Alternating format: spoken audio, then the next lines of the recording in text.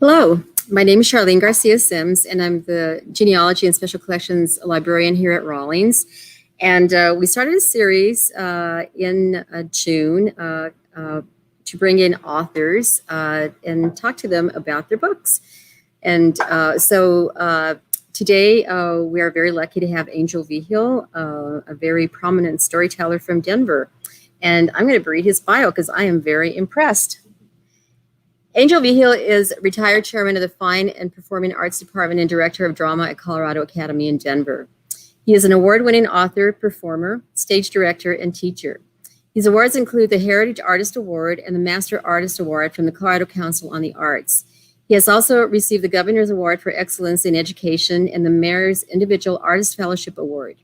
He also was awarded the Colorado State Theater Educator of the Year Award. Angel is the author of 6 award-winning books on Hispanic and Western culture and arts. His book, The Corn Mother and Other Stories and Legends from the Hispanic Southwest, won the prestigious New York Public Library Book for the Teen National Award.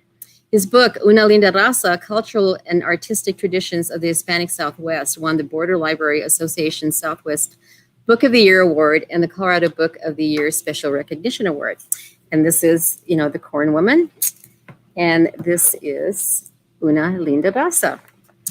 Angel is a Colorado Heritage Artist Storyteller who has performed throughout the nation at festivals, universities, schools, and art centers. He has been featured storyteller at the National Storytelling Festival in Jonesboro, Tennessee, Keepers of the Word Festival at Amherst College, the Rocky Mountain Storytelling Festival, the International Reading Association, the National Independent School Library Association, the Four Corners Storytelling Festival, the Mesa Storytelling Festival, and the Nebraska Storytelling Festival. His specialty is the oral tradition of the Hispanic Southwest. Angel is also a member of the Colorado Endowment for the Humanities Chautauqua program for his historical presentations. Angel has created 5 historical characters: El Vaquero, America's First Cowboy; El Conquistador, the Explorer of the New Worlds; Tezcatlipoca, the Supreme God of the Aztec Emperors; Manuel de Aliza, Northwest Trapper and Explorer, and Mariano Medina, Colorado Pioneer. So, Angel. Yes, how are you doing? It's so wonderful to have you here. The last time you were here, I'm very happy. The last time you were here, you came as Mariano Medina. Do you remember that? I did do that. That was a lot of fun. Yeah, that was last October. So I'm really glad that you're here today. And today we're going to discuss your first book, Corn Mothers, Stories and Legends of the Hispanic Southwest, which was published in 1994. Can you believe that? Wow, that's a long time ago. Do you remember that? The truth is, I do remember that. That was my first book, and it won a lot of really big, important awards. And because of that, it opened the door for me to continue writing, and I've been able to write 6 books so far. I know. So you always are happy when your first book is a success. Congratulations. So I'd like to ask you some questions about you and your performances and, Sure. and your publishing career. And so my first question is, what came first for you, performing or writing? Performing came for me. I started out really as a dancer. I had a very long career as a dancer, ballet, modern jazz, folklorico, tap. I was one of those dancers. You needed someone to dance that way? I can dance that way. Why don't you hire me? So I actually had a very large base of dance styles that I could do. Toured all over the United States. I had a big solo tour sponsored by Mobile Oil and Denver Center Theater Company one year. Danced with the Hartford Ballet. Danced with a lot of pickup companies in New York City. I was a dance master for the National Chicano Dance Theater here in Denver. Started out as a dancer. Always worked in theater as a playwright, writing plays, and then of course as an actor. One of my plays was a school tour one year for the Denver Center Theater Company here in Denver. So I was always busy in the world of performance. And then what happened was I started, it's odd when you're a freelance artist, you basically say yes to every job, no matter what it is. The answer is yes, I can do that. So I started being invited to tell stories from around the world, be it a folklore storyteller.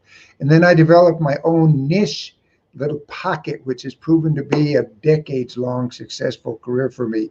Being a cuentista, a storyteller, the traditional stories of Mexico and the Hispanic Southwest. So then I'd written a play for the Denver Center Theater Company con Safos, and they were touring it around. And then I started being asked to present workshops at different reading associations. And so I was given those workshops, and one of the workshops, and what the workshop was about was how to get kids to write, what it was about, using traditional storytellers as the prompt for narrative writing, creative writing. So then, of course, I used stories from the Hispanic tradition as the examples. And then at one of the workshops, I remember it so clearly, there were 2 acquisitions editors from 2 different publishing companies. And when I was done with my workshop, they kind of corralled me like this, one on one side, one on the other side, gave me their card, gave me their spiel. And I had a handout because it was for teachers, and teachers love handouts. So I did a handout of what I'm doing. And they both said, this handout, we're going to use this handout as your application to write a book for us. All you need to do is expand on this handout, turn it into a book, and we'll publish a book, because they were looking for, at that time, Hispanic authors. So looked at one, looked at the other, decided to go with one of them. And as I say, the rest is history. All of a sudden, I'm writing books and I'm an author. And that's a long roundabout story, how I almost just stumbled into it. But now it's one of my main profiles. I've written 6 books. They've all been really successful, prize winners. Now I'm asked to go around as the author to give talks based upon my work. So it's been fun. It's been a lot of fun. So what inspired you to write Corn Woman? And then tell us about the book itself. But I want to know what inspired you to write it. You know what inspired me to write it? I was giving these workshops, telling these stories and everything. And I have these moments that are very clear in my memory. And I think that's one of the things that makes anybody a good writer. You have very specific moments that resonate with you, not like a diary, this happened and that happened, but you remember the emotion attached to that moment. And the emotions of characters are the most engaging part of any story that you're going to write or you're going to tell. So I'm doing one of these workshops, and again, some teachers come up. People always come up and talk to me after the workshops. So I'm talking to them, and this woman comes up and says, "Oh, Señor Vigil, it's very good you're telling these stories." And I remember her sentence so clearly. She says, "It's too bad there's no books about this written by Hispanic people." And then I said, how can that possibly be? We're a whole culture. We're a whole people. We have a rich history. We help make this country what it is. How can you as a teacher not find any books about us? And she says, no, there's really not many books about you, especially books written by Hispanos. So I'm going, oh, that just can't be. So sure enough, I go down to Tattered Cover, the bookstore here in Denver, and I look deliberately. I go through all the cookbooks from Mexico, cookbooks from here. There'll be all do all the travel books, do all the history books, look at all the collections of folk tales. There were some of them, not a lot, every single one of them written by an Anglo person. And I remember, when I was talking, I've used this as a line for students when I'm talking to them. I say what it made me feel is, are we as a people too dumb, too lazy, too ignorant to write stories about ourselves, to write our own stories? And I said, well, the answer to those 3 questions, of course we're not. So I took it upon myself. I'm going to prove that lady. Next time she comes up to me, I'll be able to go, well, how about this book right here that I wrote? So so that was the start of it. It was an impetus for me to say, well, gosh, if someone's going to write those books, I guess I might as well step up and be active and proactive and be an author that writes these books. Of course, the grandfather of Chicano literature is Rodolfo Anaya. And later on, we crossed paths several times, and he was very supportive of Chicano authors coming up. So he wrote a foreword to one of my books. As a joke, I told my publisher, I said, instead of putting my name in big letters and his name in small letters, you should put his name in big letters, forward by Rodolfo Anaya, and then my name in small letters underneath. And I said, we'd probably sell more books that way. So that's how the Corn Woman happened. And then I wrote it. I doubled down really hard one summer, wrote 45 stories of him, 45 stories in the book. And it won a very large national award from the New York City Public Library. And I didn't know what a big highfalutin award it was until later I was looking at another author's book. And on the back they have the author's page, and he had listed as one of his prize accomplishments was winning this award that I won.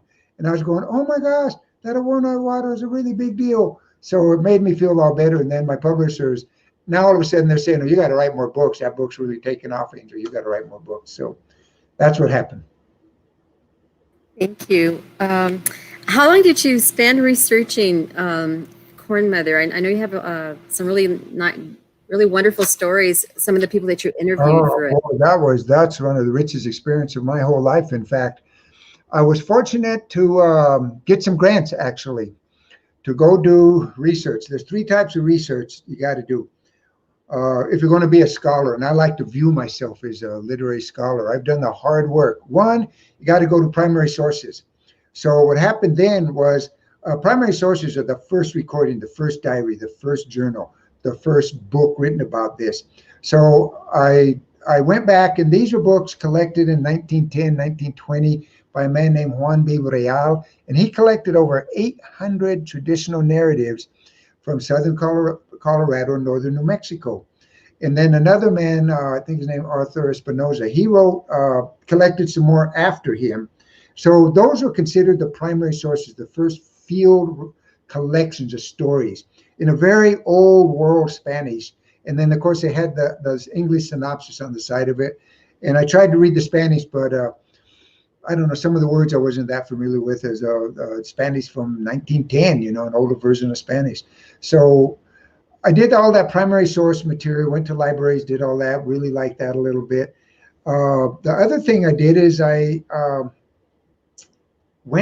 got in my car, drove hundreds and hundreds of miles through southern Colorado and northern New Mexico, going, knocking on, knock, people's doors. And a woman named Dana Everett down in the San Luis Valley had done some work down there before collecting folklore. And she had paved the way for me and introduced me to a lot of elderly people. And then so there I myself did the other part of scholarly research, primary sources. The second part, of course, is doing your own field recordings.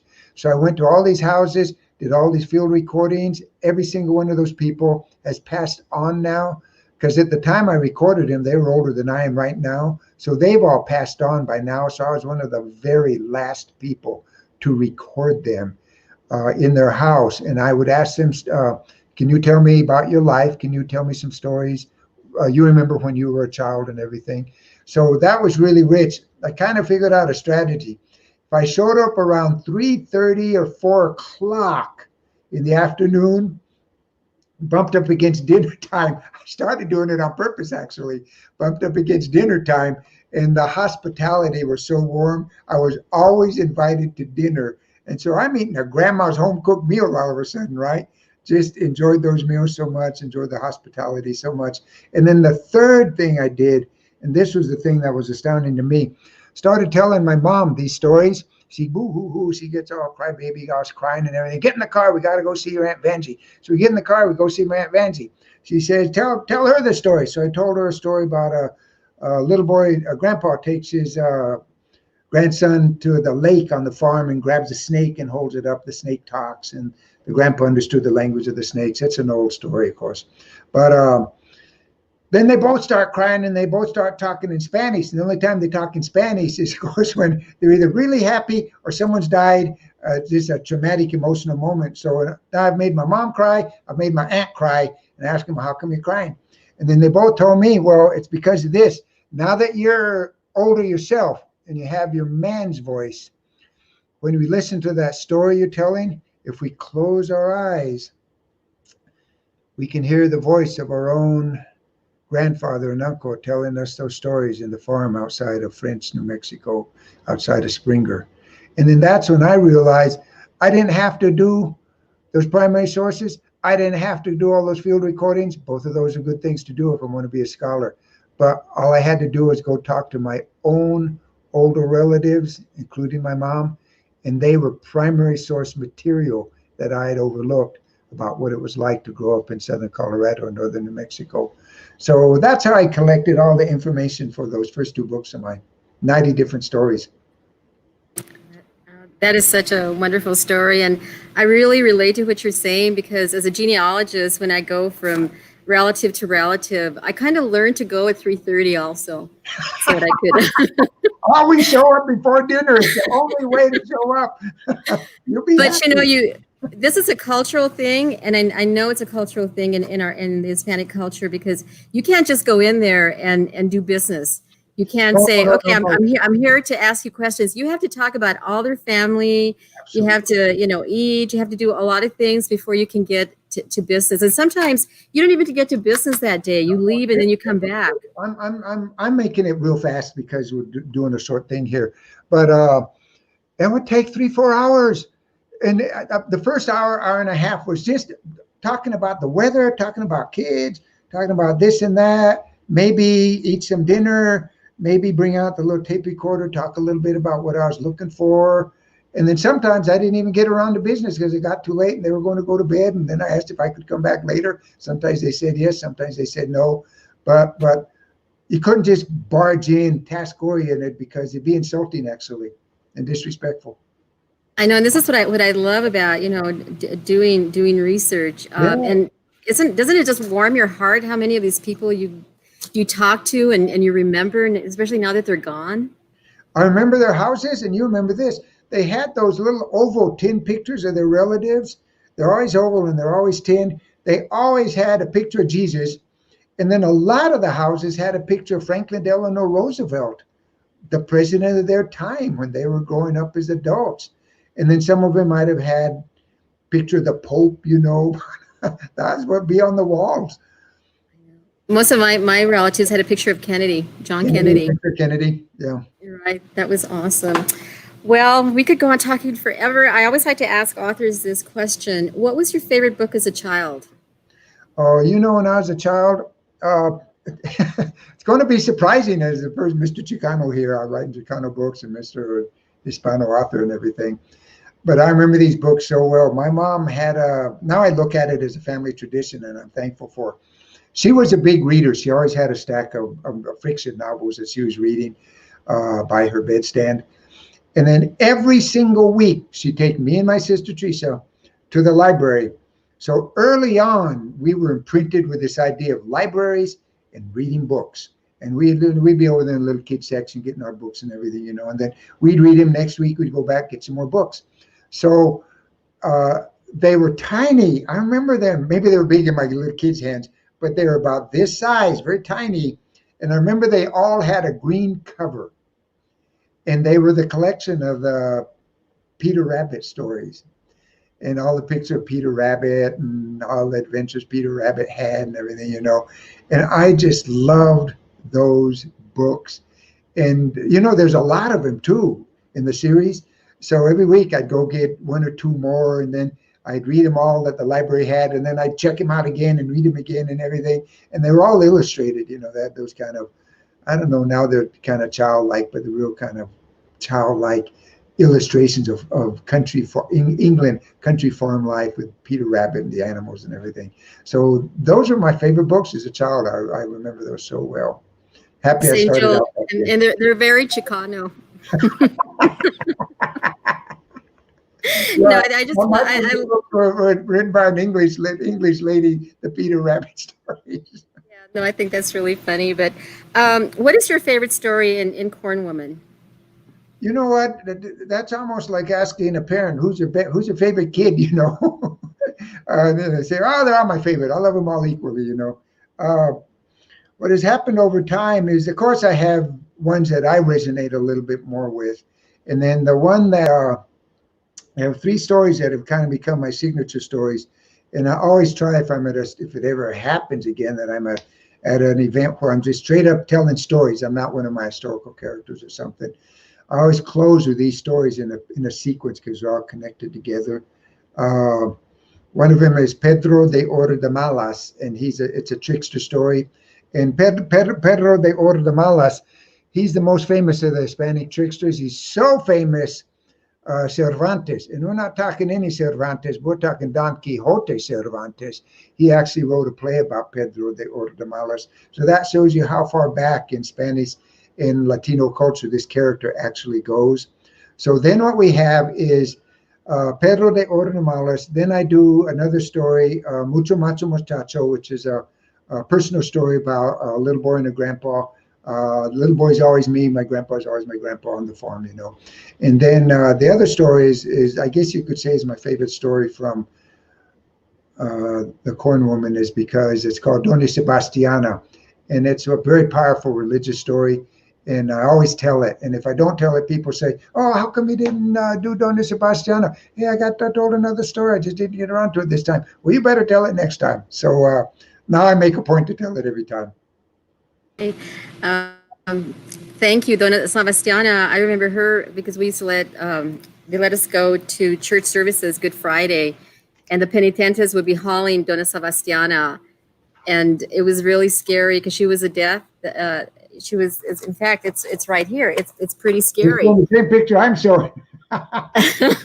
So you're showing it too. Okay. So she was pretty scary. She was pretty scary, and I think you and I were talking about it's a miracle we don't have all kinds of problems. So okay, so my favorite is Apolonio Neveres Jackson's by Abelardo Delgado. Will you please read it for us? But before you do, tell us a little bit about Abelardo, and we're okay on time, so okay, good. Don't worry about that. About of course, we all call him Lalo. There's all these characters, and I call them characters because the personalities were so large and so wonderful, and they were impactful on community life. And Lalo was one of those characters. He's a big, robust man, had a big barrel chest, and he had a huge voice. Like his natural voice when he was reciting his own poetry was like he had a megaphone, but it was just his voice would fill up the whole room. It was powerful. So anyone that ever heard him telling a story will remember his voice and the way he would tell the story. So then what happened is Lalo, I did a lot of shows with him. I guess we call them shows at the event. He was doing poetry. I was telling stories. So we were at a lot of events together for any number of reasons, you know. And so I got to know him quite well. And when I was doing my books, I asked him, "Could you contribute a couple of your original stories to my book?" And he said, of course he would.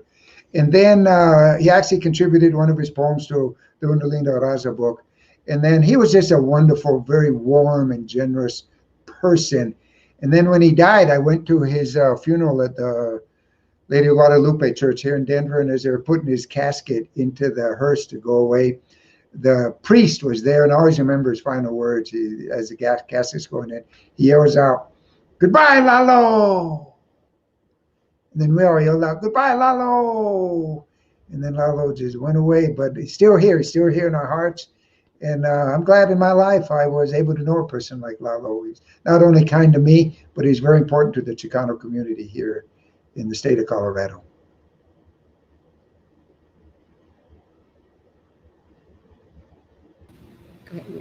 Okay, so we're in for a brick treat. You're going to read to us Apolonio Neveres Jackson. Okay, here we go. I got my book out, okay? And I'm actually going to read it. I'm not very used to reading from my own books. And the reason is usually if it's a story in my book, I just tell the story like a storyteller. But since this is not my own story, it's written by Lalo Delgado, person I just told you about. So now I'm going to read the story to you. So my eyes are going to be leaving the camera a little bit, coming down to the book, coming up a little bit. But I want to capture his story as he wrote it, verbatim, word for word. Apolonio Neveres Jackson is the name of it. And let me give you a little background to this. Lalo, he was funny. I mean, the thing about Lalo, in addition to everything else, he was funny. He just had a quirky sense of humor. So he writes this story that I'm going to read you, and it's about Albert Einstein. E equals MC squared, considered the greatest physics genius in the history of mankind, you know. So whenever they talk about your genius, you say, oh, you think you're an Einstein, I guess, you know.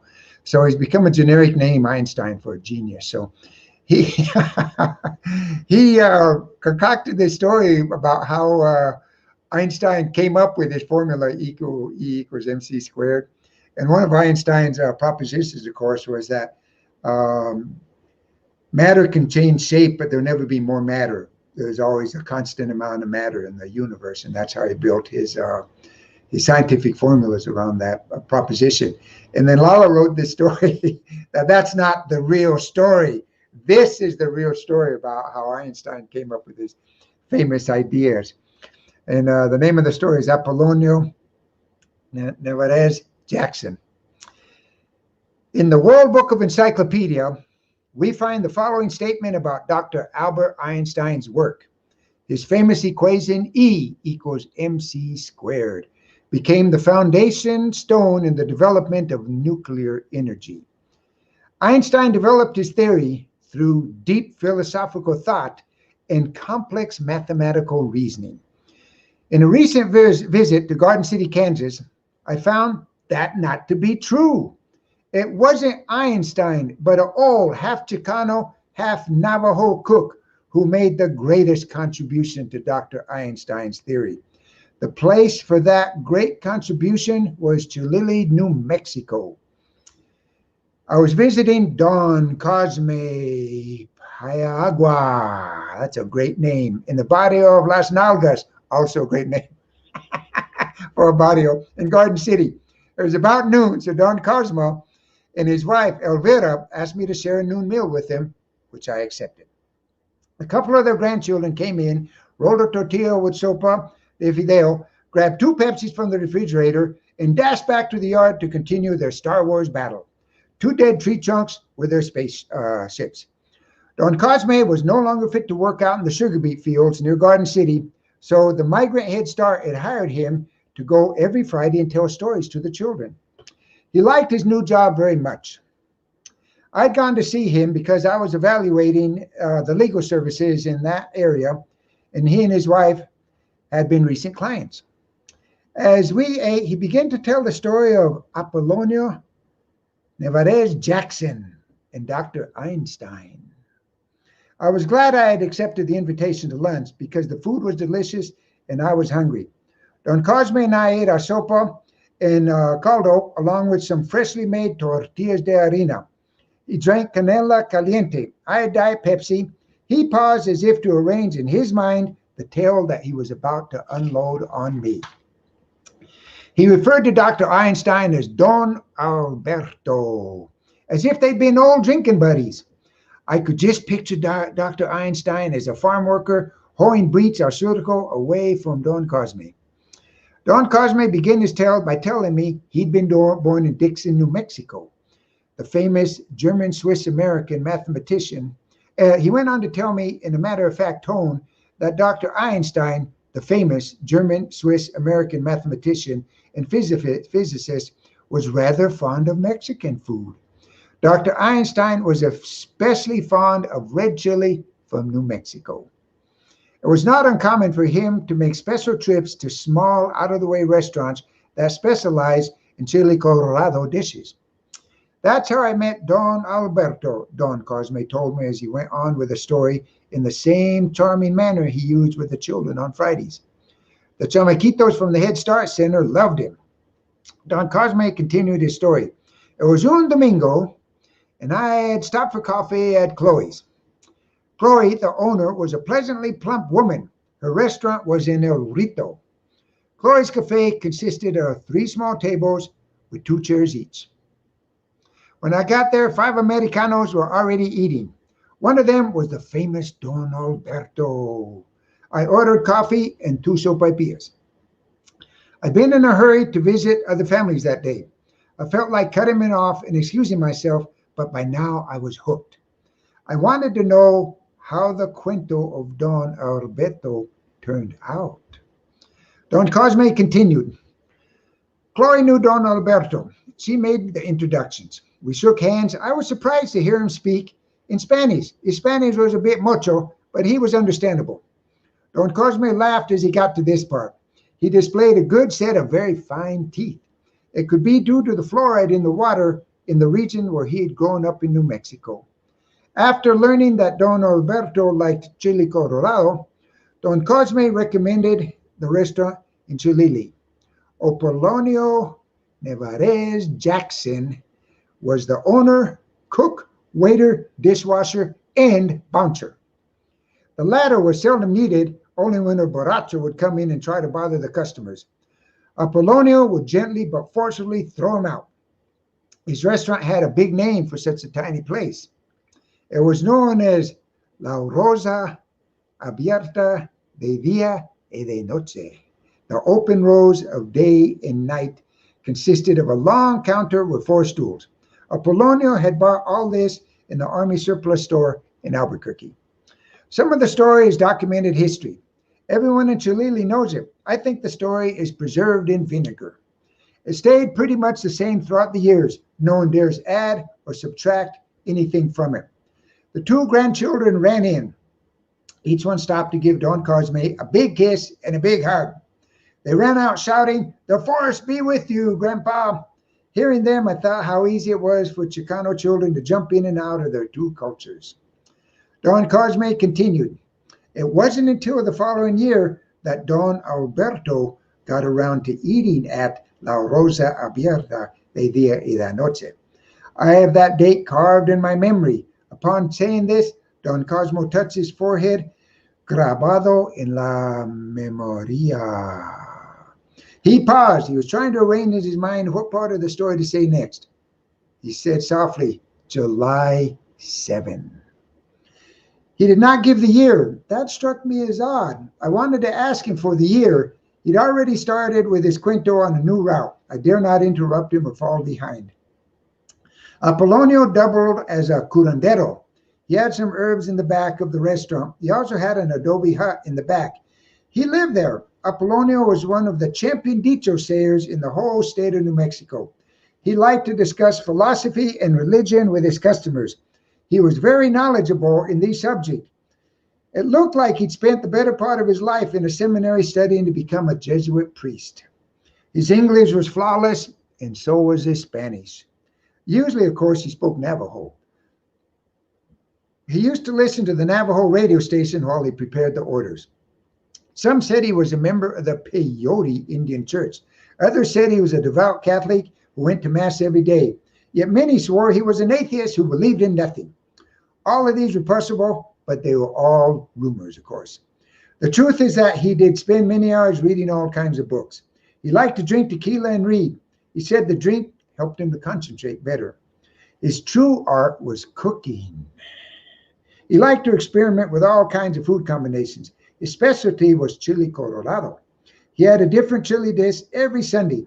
Sometimes he went too far, like the time he put applesauce and raisins in his chili colorado. Don Cosme went on.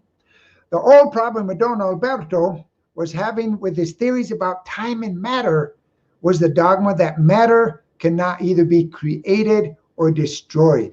In our way of thinking, it mainly meant that you add a pound of frijoles to a pound of rice, and you should end up with 2 pounds of food, right? I nodded, fully captured by his words.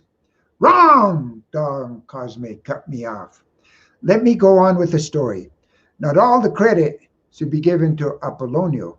Don Alberto was by then on the verge of arriving at the same idea. It was Apolonio who had the problem solved in the 2-burner gas stove on which he cooked. I continued to listen to the rest of the story, which Don Cosme unveiled at his own pace. The grandchildren interrupted once again. One had fallen off the spaceship and had scraped his elbow. The other was giggling about it. That made the other cry even louder. I had my 3rd cup of hot cinnamon tea sweetened with brown sugar. Don Cosme joined me with a cup of his own as he got ready to finish the cuento of Apolonio Nevarez Jackson. The punchline is the story is that Apolonio had prepared a tasty chili con carne dish with various spices. He had added equal portions of rice and beans. Apolonio had known for a long time that when you cook rice and beans together, the finished dish weighs more than you'd cooked the same amount of rice and beans separately. Apolonio knew this increase was known to millions of poor Mexicans who often had nothing but rice and beans to feed an entire family. It was as if God made the food rendir.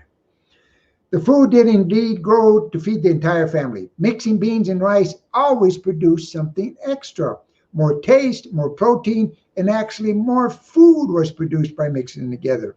Mixing a pound of rice with a pound of beans always gave you 2 pounds with a few ounces extra.